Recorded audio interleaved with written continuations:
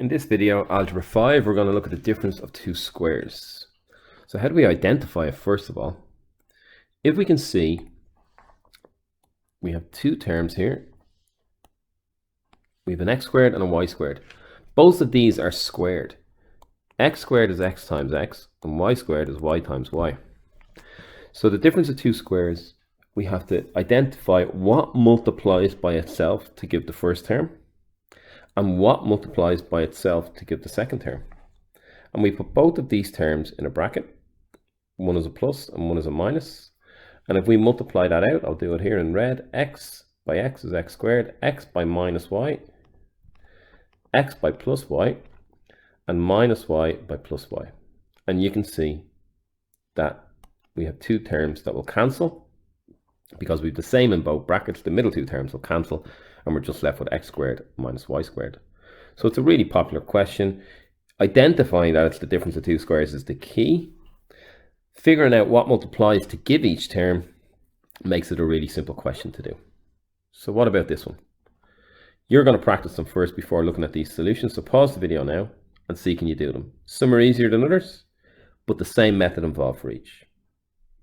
Okay, so let's look at the solutions. What multiplies by itself to give 4x squared? 2x. What multiplies by itself to give 9y squared? 3y. The plus and the minus order is not important. So that's the answer to factorizing. In this one, we can put the plus sign, the minus sign in if you want at the beginning.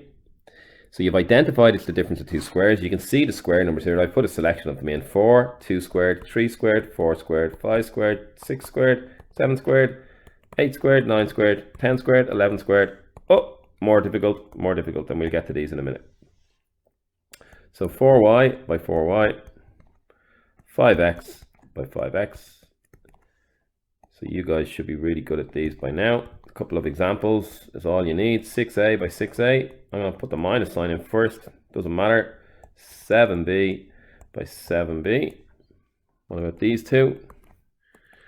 8x. Now what? 8x what? It's x to the power of 4. So that's x squared multiplied by x squared. So they do change these questions up to bring in the rules of indices as well. And y to the power of 6 is going to be y cubed by y cubed. So it's not y to the power of 9. We know the rules of indices from maths. We're going to add those. So we're going to get 9y cubed. 9y cubed. Put your plus and your minus sign in. And I put this one in as well. Different indices. What gives x to the power of 8 and what gives 100? 10x to the power of 4, you're telling me. 10x to the power of 4. 11y to the power of 5. 11y to the power of 5, a minus and a plus. Okay, the last one here. Well, what multiplies by itself to give 2? The square root of 2 by the square root of 2. What multiplies by itself to give 3? The square root of 3 by the square root of 3. So it's the same maths involved. You just have to know this little rule over here. And it's going to come up a lot.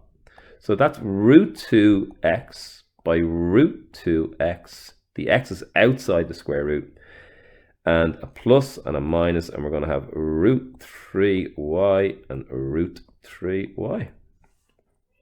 So now, practice them again if you didn't get them all right. Go on to the next part of the lesson and test yourself. Now, test yourself on these 6 questions. If you can do these 6 questions, you will always be able to do the difference of two squares. Okay, hopefully you've got 6 solutions. Let's see the answers. We know it's the same thing in both brackets. We know one's a plus and one's a minus. The only thing we need to know, you can use your calculator here. If you don't know the square root of 400, type into your calculator square root 400. And it should give 20 if your calculator is correct. X minus 20 by x plus 20. Again, if you don't know the square root of 169, your calculator will give you 13. So just thinking about the indice rules, y to the power of 10 by y to the power of 10, just be careful. 3x, y to the power of 10, y to the power of 10, a plus and a minus. What about this one? Okay, so you've seen previously, this is where we need a square root. There's no root of, so if you type into your calculator square root 5 equals, it will come up as square root 5. So root 5, x to the power 4 is going to be x to the power 2 by x to the power 2. Again, root 10 needs to go inside the square root, and we have y to the power 10, so y to the power 5, y to the power 5.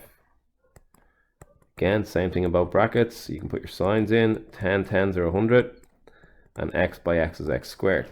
It's just that the x is a minus in the second position in the equation.